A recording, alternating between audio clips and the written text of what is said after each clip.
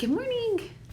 Okay, today we're going to look at how to introduce our writing, how we are going to introduce the topic, how we are going to introduce it in a way that will catch our readers' attention. And then today in Writer's Workshop, while you keep working on your sloppy copy, you are going to work on adding in a powerful introduction to your piece. We've written lots of introductions and we've done lots of mini lessons on how to write a good introduction. We know that an introduction is supposed to catch our readers' attention like a hook. But one of the things that I want us to think about today is that we're introducing something a little bit different. We're introducing information. We're not introducing a story. We're not introducing our personal narratives or a poem or that type of writing. We're introducing information. So what kind of strategies should we use to introduce that information in an exciting way? So I want to, first of all, start by looking at other writers that have written informational text as well and look at some things that they might have done when they wrote their introduction and maybe pull from some of those ideas to get ready to write our own introduction. And then in Writer's Workshop today, that is what you will be working on, and then any other steps that you need to add to your sloppy copy, getting ready to work on your final draft later this week.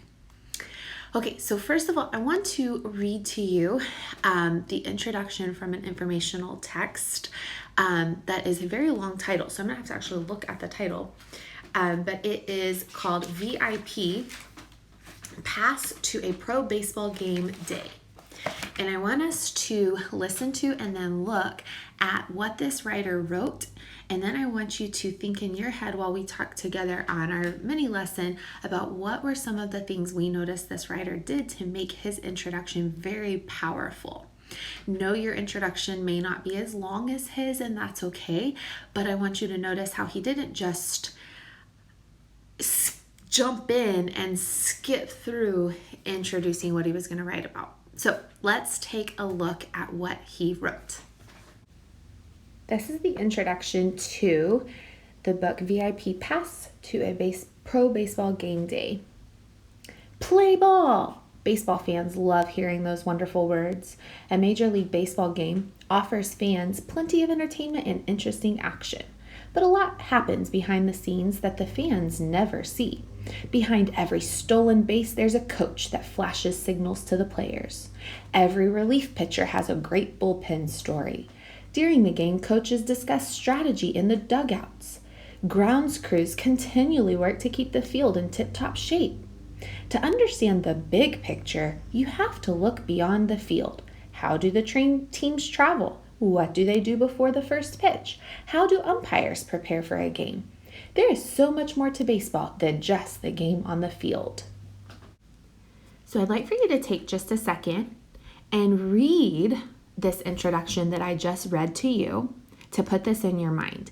And then I want us to brainstorm a couple of things that we noticed this author did to introduce his informational text about baseball.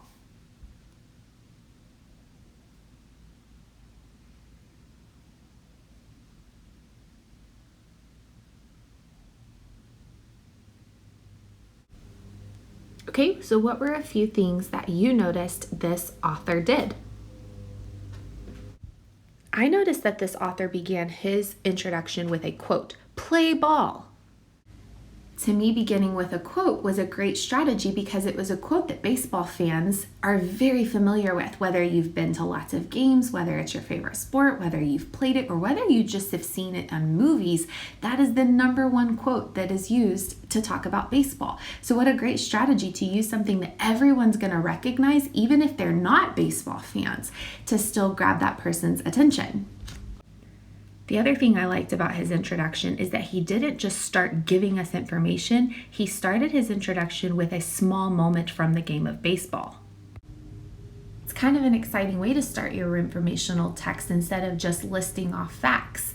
There is still a small moment, a kind of a personal narrative small moment within the game of baseball, and he started by catching our attention with that moment of action and that moment of excitement to lead us into what his writing was going to be about. And that was probably my favorite thing that he did in his introduction. And then one more thing I noticed was that he listed facts ask questions, which made me think he was probably going to talk about those facts in his writing. So for example, where he asked the question, how do teams travel? What do they do before the first pitch? It got me thinking he's going to answer these questions. These are going to be facts he's going to teach me about, but the questions caught my attention and made me very interested in what I was going to be learning about.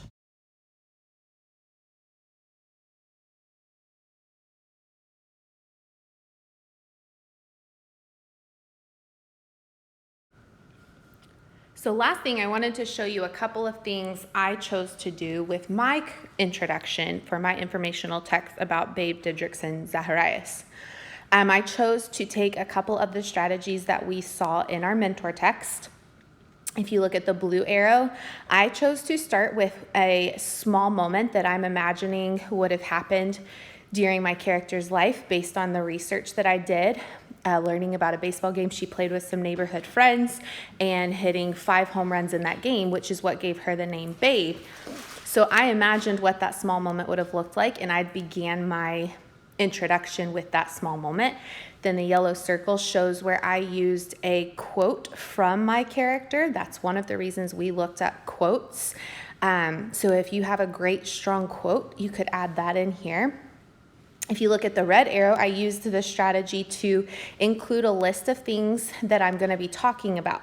Now, our mentor text showed those facts as questions. I just went ahead and made a list of facts. I showed that she played basketball, that she broke records in the Olympics, and became the best female golfer. I'm going to be talking about all 3 of those things in my paragraphs, so I thought I could just go ahead and introduce them here. And then I introduced my character's name towards the end of my introduction. Also notice how I've indented my paragraphs as I start writing. And I just wanted you to have that as an idea to look at. And that's it for today. Tomorrow we will look at our conclusions and how to write a conclusion that leaves our reader thinking.